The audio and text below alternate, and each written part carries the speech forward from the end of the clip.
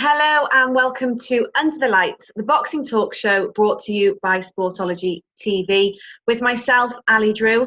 On the last episode of Under the Lights, we were joined by trainer Robert Rimmer from Phoenix Camp, who was talking about his fighter Jack Massey's win, and he also correctly predicted the results of the Billy Joe Saunders Martin Murray fight and the Anthony Yarde Lyndon Arthur fight. But on this episode, we have a legend of the game joining us. He is a former world, British, European and Commonwealth champion. We are delighted to be joined by Enzo Maccarinelli. Enzo, how are you doing? Yeah, good. Thank you. Thanks for having me on. Great to have you on. We've been we're wanting you on for a while. How is life treating you?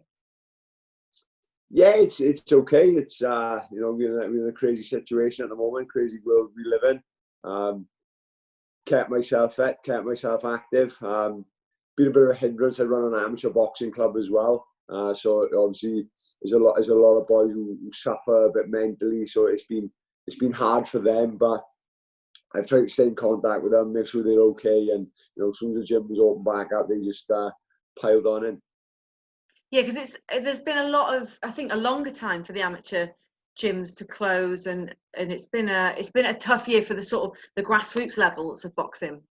Yeah, it was, and I think when the original lockdown happened, we were just on the verge of the Welsh Championships. I had 9 boys entering the championships, and then that was March, and nothing since then. But they've all trained hard. They've all kept themselves fit. I've set them out little tasks, running and things like that, and they come back pretty fit. It was 1 or 2 come a few pounds back, a few pounds overweight, but we sorted that out.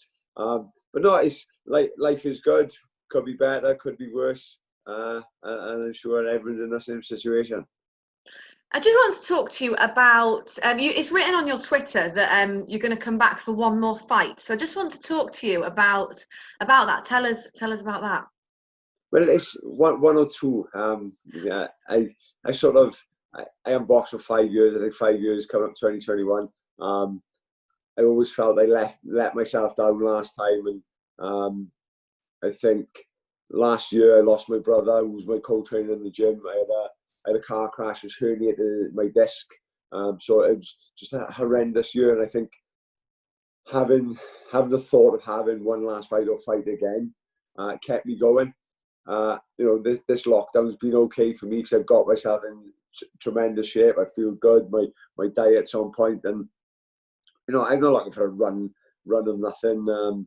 But I'd like 1 or 2 fights, and I'd like some decent fights. I wouldn't like to finish my career with some Hungarian taxi driver or some Latvian road sweeper.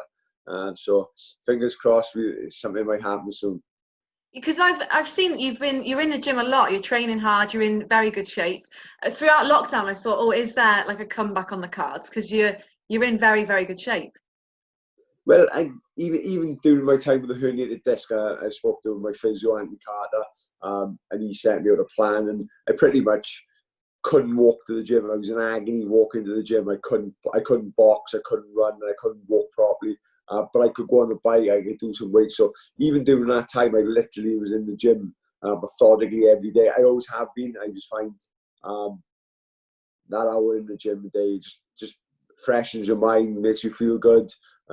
So I've always been one for training, but recently ramped it up a little bit. Sort of got back my running times where I used to be when I was world champion, and got back my punch out what I used to be when I was world champion, and just feeling strong. Because obviously you're a cruiserweight. The cruiserweight division at the moment domestically is so strong. There's real sort of depth in it. And what do you make? Do you keep up to date with the sort of the fights? I see you have your opinions on stuff on Twitter. Yeah, I watch all the fights. First and foremost, I'm a boxing fan. It was nothing else for me. I only boxed because I loved what I did. It was nothing else. Didn't like the fame, didn't like the money. Although money was all right, but just I only done it because I loved the sport. And any boxing on TV, I will watch. And domestically, yeah, it's very good. Obviously, you've got you say domestically at the moment, you've got O'Coley in front. You've got Richard Riacco. You've got Isaac Chamberlain. You've got Jack Massey, who boxed well the other week. It's some good fight. Callum Smith. So it's some good fighters out there, and I'm sure once you get all them together, be some good fights. Tommy McCarthy as well, new European champion. Sorry to leave him out. Tremendous performance last time out, and the fight before up in Italy. So it's some good fights out there. Yeah, because Lawrence Okoli's fighting this Saturday, and there's been a change of opponents, so I don't know if they're sure if they're going to fight for the world title yet. I don't think it's been decided. But would you like to see him and Richard Riakporhe fight? Yes, I would. I think I've spoken to Richard a few times. He messaged me, asked me for a bit of advice and things like that, which made me feel great because I got to that level, and he asked me certain things, and he's coming on leaps and bounds, and when I hear fighter's name mentioned, I messaged Richard, and I basically couldn't believe they leave his name out. At the end of the day, he hadn't done nothing wrong. He's boxed well. He's come on, and he's looking the part. And like I said, there's a couple out there: McCarthy, Chamberlain, Riakporhe, Okoli, Massey, Callum Smith. Some good fights to be made domestically. And a cruiserweight who has actually just moved up to heavyweight, Usyk, he's obviously great as a cruiserweight, did everything. He's had, he beat Chisora a few weeks ago. Do you think that he has what it takes to sort of impress and make a statement in the heavyweight division? Yeah, I do. Just natural talent wise, he's naturally talented. I thought against Chisora, I'd say he struggled for 2 or 3 rounds, but I think he was expecting that. He got his groove. He showed that he hurt Chisora, which not many heavyweights can do. So he shows he got a punch to hurt these heavyweights. And half the time, as long as you punch hard enough to command respect, that's going to go a long way. And he definitely got the abilities. Is he big enough to beat the Joshuas and the Furies as well? Remains to be seen. Talent-wise, he's up there with anyone. Because there is talk, obviously, next he's either going to fight AJ, or if he vacates, then he'll be fighting Joe Joyce, possibly. Did you see the Joe Joyce-Daniel Dubois fight? Yeah, I did, and I picked Joyce to win. I said it from the start. When I look at fights, when I look at fighters, I got to go on what I've seen. And with Dubois, he was untested. He hadn't fought anyone who was going to push him under pressure. His best win was Nathan Gorman, who we don't know how good Nathan Gorman is. You look at Joe Joyce, his first fight as a pro was Ian Lewison. That's a dangerous fight for the first pro fight. But he had that backing as an amateur. He'd done the rounds. He boxed U6 of the world, but he boxed Tony Yorker. He should have won the Olympic gold. So you had to go on facts. And I thought Joyce boxed very well. Used the jab, didn't rush in. You could see that not nervous or scared of Dubois' power, but he respected the power. He boxed well, and I thought it was a really good performance. In Dubois, I thought he boxed well also. He just didn't have the experience to cut that ring down, to take away Joyce's jab. Hopefully he will learn and he will grow from this. Because there was a lot, obviously Dubois was by far the favourite before that fight, with the bookies. Although a lot of people in the boxing world were saying Joe Joyce, which I thought was interesting. But obviously afterwards there was a lot of talk of Dubois quit. He sort of, I think he's broke his eye socket in 2 places. But there was talk that he quit. He should have gone out on his shield. What do you think was the right decision? Right, people ask me to see my fight with Braveman, my eye closed. People are built differently. People are made differently. Did he quit? Yes, but there's certain times quitting can be accepted for me. If only he knows, but if he quit because things weren't going his way and it was too hard for him and didn't like it, he's going to struggle to recover. If he quit because he was in pain and he feared for his health and feared for his eyesight, absolutely done the right thing. He will recover. He will come stronger. So, I'm not one of them who criticised him quitting. I think I said that, if he was in pain, if he feared for his eyesight, if he feared for his health at that certain point in time, absolutely done the right thing. But like I said, if he quit because things were too hard for him and things weren't going right and he was expecting to blow Joyce away and it weren't happening, then he will struggle. But I do believe he done the right thing. When you read about the broken orbital bone, obviously the boat over boy, the nerve pain must have been horrendous for him. So if that's the case, absolutely done the right thing. And Joe Joyce, what do you think's next for him? You know, he's obviously potentially going to be fighting Usyk, which I think we almost want to happen, because then AJ will vacate and fight Fury. So what do you think of Joe Joyce's sort of future? He's 35, so he's not actually much younger than you. So yeah, what do you make of his sort of upcoming fights? Thanks for putting that in. He's not much younger. He's still in his prime. It's all good. Yeah, he's still in his prime. With Joyce, I'd love to see the Usyk fight. You know, people straight away, writing him off. Usyk's too good, too fast, too quick. Joyce is too slow. I think you've got to remember when Usyk boxed Chisora gave him hell for the first 2 rounds. You know, he was expecting it, but then Chisora, because he had to use up so much energy, he tired out a little bit. Joyce against Dubois, Joyce respected Dubois' power. I don't think he's going to respect Usyk's power. And I think Joyce has got the gas tank to keep it up for the 12 rounds. I think he could come at him, not give him a second break, not give him a second rest. Would I pick Joyce over Usyk? No, I think Usyk would find a way. But I think it'd be a lot more interesting than people think. If that didn't happen, you know, domestically, him versus Chisora is a cracking fight. Him versus Dillian White's a cracking fight. You know, I think there's some really good fights out there for Joe Joyce. Yeah, it's like he was at that level, but he's just proved he's at that level now, and now we want to see the sort of the top fights now for him. Because I suppose before, I guess it's the way that Dubois has been promoted. It was all about Dubois, really. It was almost as if Joe Joyce was like the away fighter, even though they're both signed to Frank Warren. But it was I saw it as if Joe Joyce was like coming into Frank Warren's, you know, stable, even though he's one of their fighters. Yeah, but when you look at you know, as a promoter, you've got to look at who's going to generate the most revenue, who's going to generate the most excitement. The way Joe Joyce boxes, he's methodical. He goes about his business. He doesn't open his mouth. They're not the greatest talkers, as we know. And that was the type of fight that didn't need talking. It was an up and coming knockout artist against someone who beat the Olympics.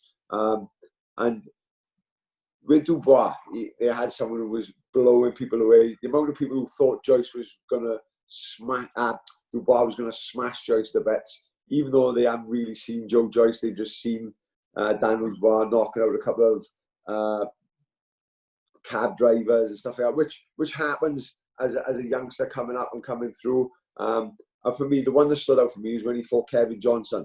It didn't look like he knew how to open Kevin Johnson up. He boxed well, he won every round, but he didn't look like he knew how to open him up. But as a promoter, I think you could see that Dubois was the one who was going to make a lot of money. He was 23 years of age. He had another 10 years in front of him. Joe Joyce probably got another 2 or 3 years. And, you know, he's going to have some big fights, but Dubois he got everyone talking. You know, the casual fan, I don't like using the casual fan, but the casual fan just seen him knock out a couple of people. You know, tremendous puncher. You know, totally writ off the fact that Joe Joyce got robbed of an Olympic gold medal.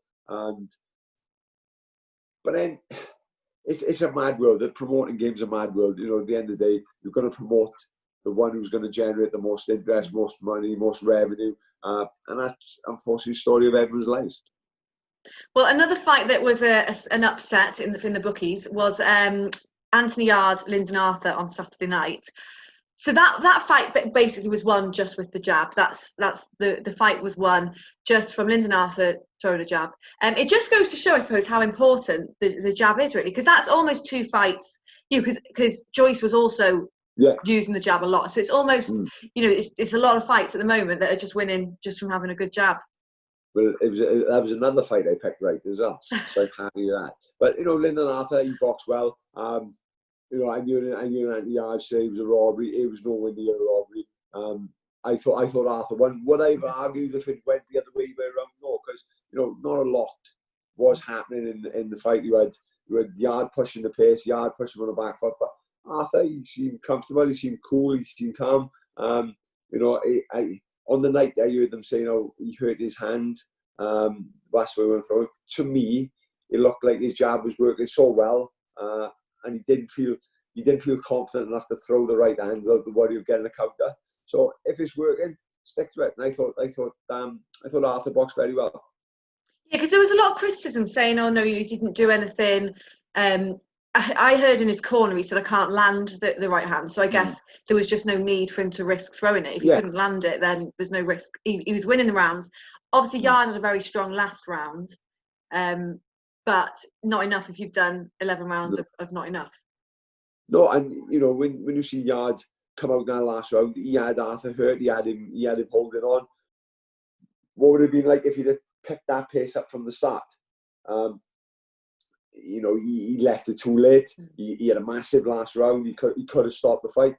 If he'd have done that in the 10th round and he'd done it in the 11th and the 12th, we might be talking here a different story. But the fact of the matter was, I thought Arthur boxed well. I thought Yard couldn't pull the trigger. I think he was slow in pulling the trigger. But that's more down to Arthur boxing well with that jab. But he kept offsetting Yard. He kept stopping him, setting himself to throw a shot. Every time Yard moved to throw a shot, just had a little peppering jab in his face. It weren't massive shots, but they were enough to occupy the mind. And I teach my boys up at the gym that the jab is the best punch in the game. I myself had a very good jab, just neglected it on fight night because I just love the brawl. So I hope they listen to me and don't watch me.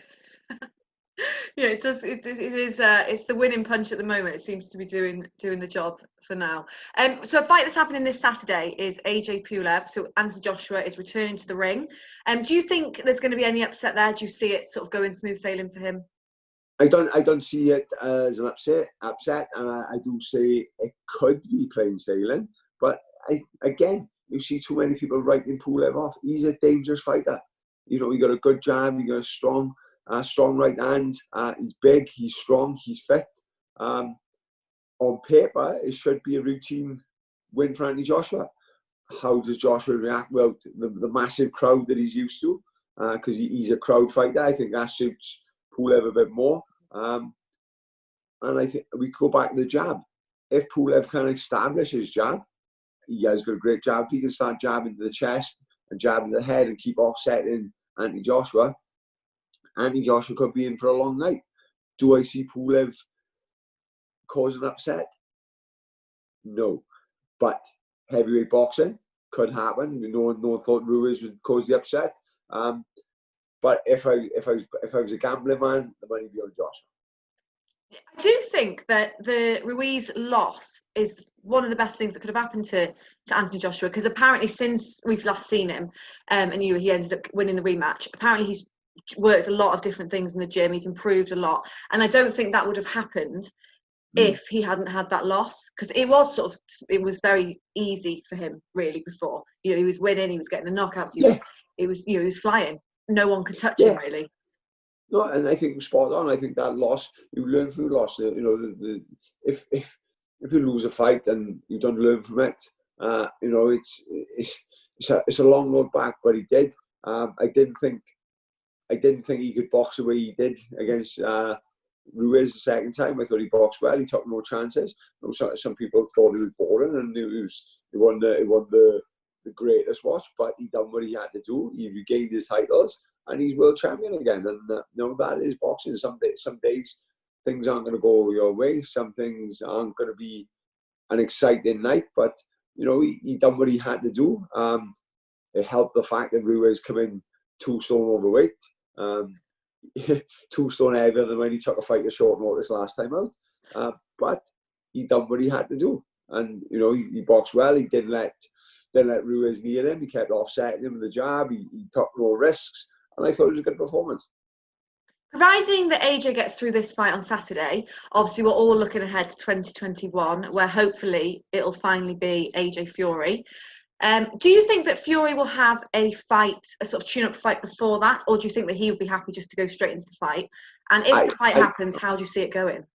I think Fury would be happy to jump straight in. I think I'm hearing the Wilder wants to have that third fight, so obviously that's going to deal with. And that even though Fury battered him last time out, and we've heard all these excuses about hands something in the glove, or the hands not in the glove, or the getting spiked in the corner, and that's not an easy fight. He still has that one punch power which he can turn anyone's lights out if Fury gets a bit complacent and thinks it's going to be exactly the same as last time. But I would pick Fury to win again. Joshua Fury in the summer, what a fight! What a fight! I think it's going to be the number one on anyone's list of fights they want to see in 2021. Who wins? I've always backed Tyson Fury. I've always said his boxing style and the way he rises to the occasion when he has to. People talk about his fight with Otto Wallin and things like that, but he didn't look great. And I think Fury's the type of fighter who needs to be scared. I think he needs to be some sort of panic. And there's a man who learns. Against his fight with Otto Wallin, I was with John Fury in the studio, BT, and John Fury said before the fight, he said he's going to struggle tonight. And I thought, what do you mean? I thought it's going to be easy. He's not. He said he's not heavy enough. He's not this. He's not that. And he was spot on. And when he come back for the Wilder fight, he put a bit of weight on. He done a little things differently, more aggressive style, and he learns. Do I pick Fury 100%? No, it's a dangerous fight. Andy Joshua could take him out. Andy Joshua's probably haven't got the one punch power that Deontay Wilder got, but he's more compact. He has better boxing knowledge. He doesn't rely on wild swings. He doesn't rely on. He won't rely on that one punch knockout power, which Wilder has done. They call Wilder a one trick pony. Hell of a trick. Yeah, it works pretty much every time. But Andy Joshua, he's compact, he's fit, he's strong, he's been there, he's done it, he's boxed some good fighters. But I would give the edge to Fury. I think he could use his height well. I think he could use his range well, and quite possibly he could turn it into a boring fight. And like he did with Klitschko, he knew the threat that Klitschko possessed and just took it away from him. Am I 100% sure? No. I know it's so hard to call. Although heavyweight is like that, you saw Dillian White. No, I don't think anyone called that to happen. He was winning the fight. It can just change at any moment. That's the interesting thing. Again, we talk about Dillian White against Povetkin. Povetkin is 40. He's old. He's an Olympic gold medalist. And that punch he caught him with, he set that up from round one. He was showing a body shot. He was watching his reactions. He threw that body shot. Dillian White turned square on. Bang, caught him. It's heavyweight boxing. You were caught flush on the chin. Not much you could do about it. There's not. The fight that's happening before the end of the year, Callum Smith, Canelo. I just want to talk to you about that. Obviously, that fight, the Canelo fight has been. He was meant to fight in Billy Joe Saunders at the beginning of the summer. That didn't happen. I think Callum Smith's been looking for this fight for a long time. What are you pleased that Callum Smith has finally got this fight? I am pleased. I like the Smith brothers. I like the father. I've pretty much grown up in the pro game with them. We always got at the shows, used to have chat, especially Paul and Stephen.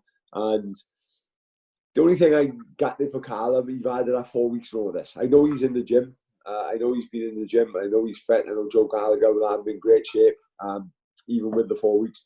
But it's a massive, massive ask taking a fight against someone like Canelo's caliber at 4 weeks notice. And obviously, they wouldn't have chosen Callum Smith if they 100% didn't believe they could win.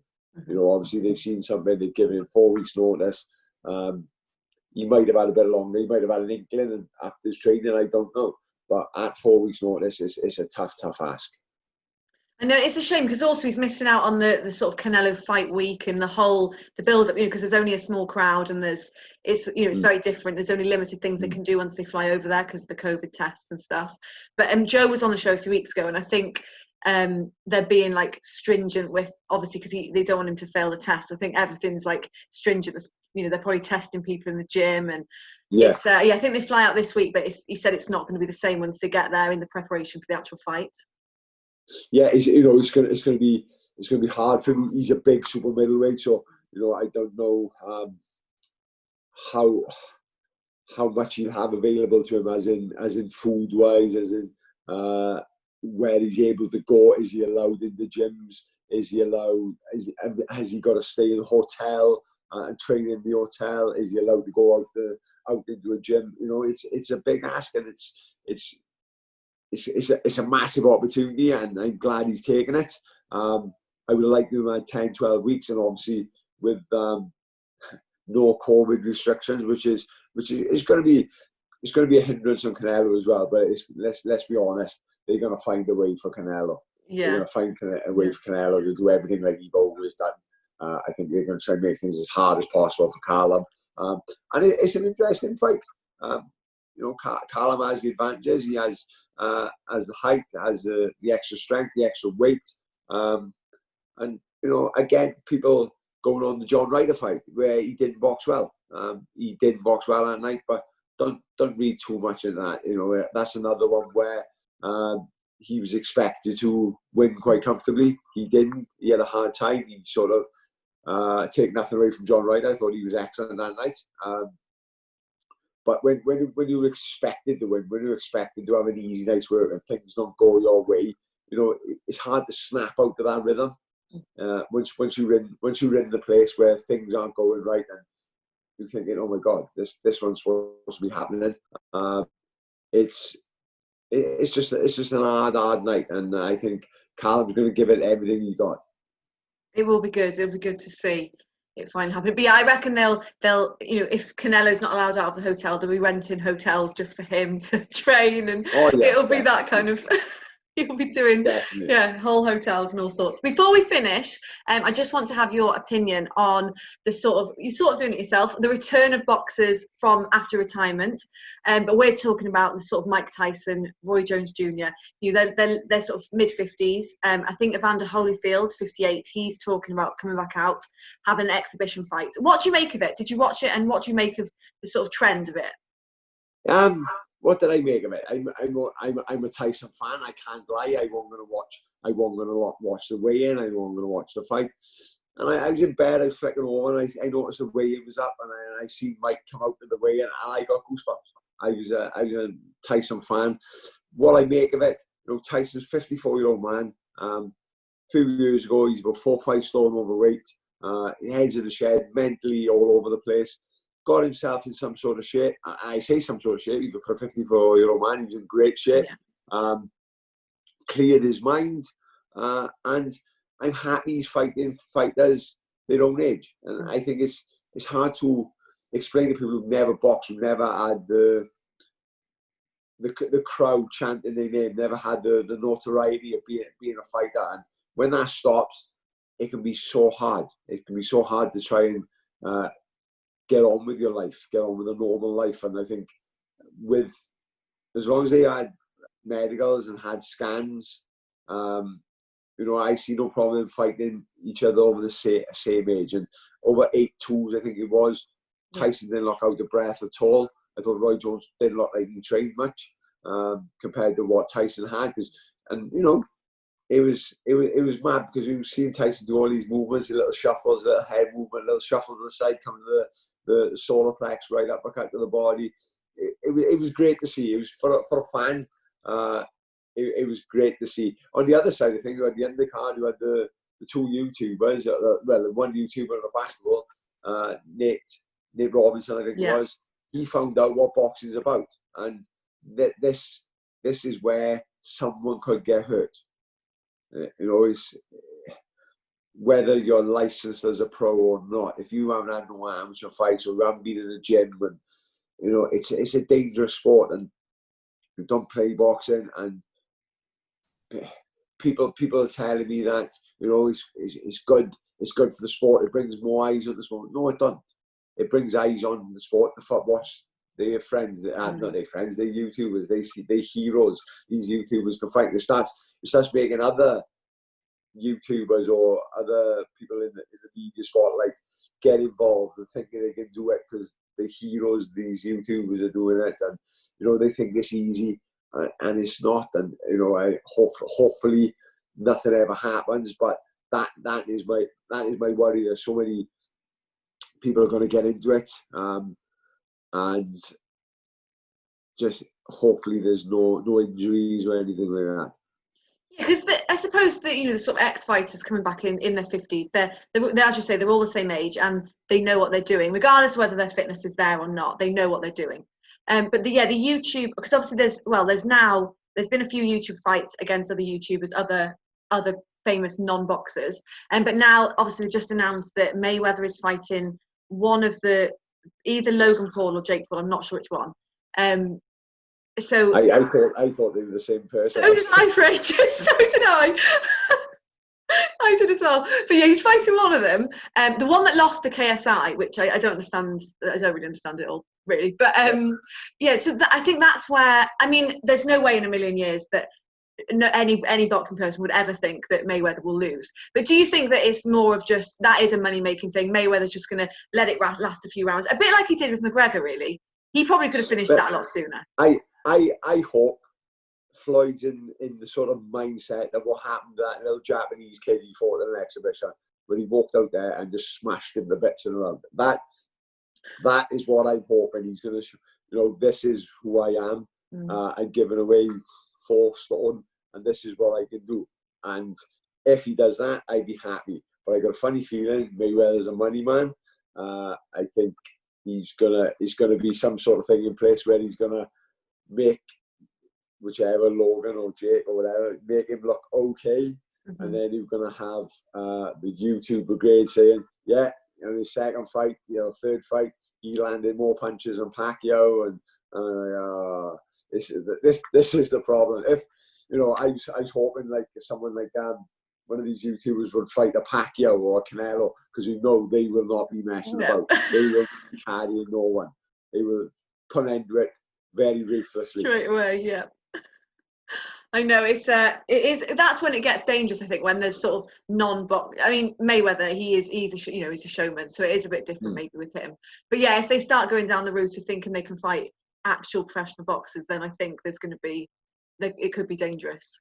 And that's what it is. You know, he's going to win against Mayweather. Mayweather's going to tuck up tight, walk him down, hardly do nothing, hardly throw a shot, and you know he's going to be like, well, you know, he landed more punches than Pacquiao, he landed more punches than Canelo. They're up in that level, and you're not going to be able to explain them. You're not going to be able to explain them that, you know, Floyd has no fear or respect for his power whatsoever. He doesn't normally fight coming forward. He's scared of fighters to the extent of he leaves no chances. He gives you nothing. But against someone like a Pacquiao and a Paul or a KSI, you know, he can do what he wants. And you know, like I said, I watched the Japanese fighter exhibition, and I think it was a little plan in place then. I think the Japanese kid got a bit overzealous. I think he cracked Mayweather. Mayweather thought, oh, okay. And he just put an end to it straight away. And I'm hoping he's going to go out there and absolutely obliterate him in a round and show everyone what the difference is. But I got a funny feeling he won't. I think he's going to go a few rounds. I think he's going to look after him. And I'm just going to be pulling my hair out. But will I watch? Probably. That's the thing. We probably will watch. That's it. Enzo, thank you so much for joining me. It's been great talking to you. Not pleasure. Thanks for having me. Hopefully get you back on again soon once your fight details are announced. Thank you. Great to be joined there by Enzo Maccarinelli, and excited to see his possible return to the ring in 2021. But guys, make sure you stay tuned. We have lots more lined up, lots more guests coming on. But please support us, subscribe to the channel, share wherever possible, leave some comments, like the videos, do what you can, and we will keep bringing you great content. See you next time.